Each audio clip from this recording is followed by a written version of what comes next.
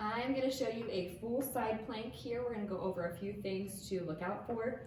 One thing I do recommend is if you are pregnant, likely side planks are great to do during pregnancy, but probably if you're in the third trimester or towards the end of your pregnancy, doing a full side plank on the floor like this is probably going to be too much. So I recommend modifying either by coming up to both knees or one knee down, or maybe try putting your elbow and forearm up on a bench or a chair, or even the wall, okay? If you notice a lot of pressure and you're having a hard time breathing through it, I definitely recommend elevating the surface. That's gonna be a better option for you to make sure you're managing pressure well in your whole core system.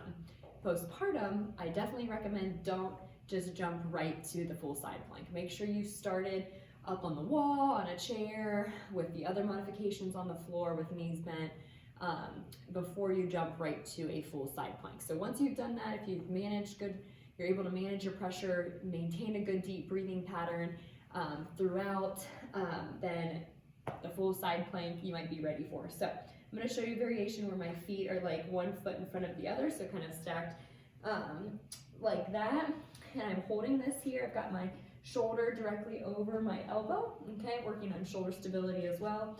Feel my obliques working, keeping my chin tucked, head in line, the rest of my body, and I'm breathing while bracing my abdomen here. So inhale, feel my rib cage expand, I feel my pelvic floor lengthen, exhale, and brace a little bit more, okay? Everything is tight and firm here. If you have any questions, on what your core is doing, make sure you feel it.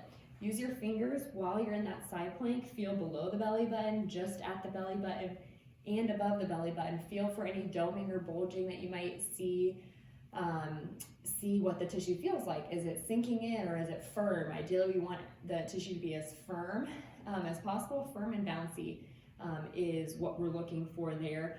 If you do notice a significant amount of doming or bulging, that is really firm to the touch. So ideally, we want everything flat and the tissue should be all firm and bouncy. But if you see that doming and it is very firm, that might be a sign that you may need to modify for the time being.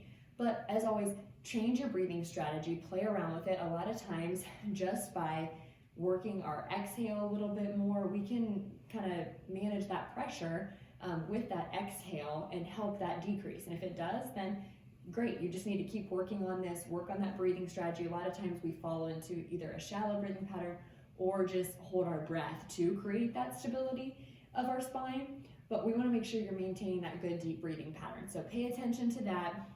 You may only be able to start off with maybe 1 or 2 breaths in that position and then work your way up. I love using breaths as a way to count for, instead of doing 30 seconds or a minute to start, count by breaths. That way you know you're breathing, you know you're working on that good deep breathing, and you can gradually increase that way. So maybe start with a couple breaths, progress up to maybe 5 or 6 breaths per side, do both sides, see how they feel, and just make sure you're keeping good form and maintain that good deep breathing pattern.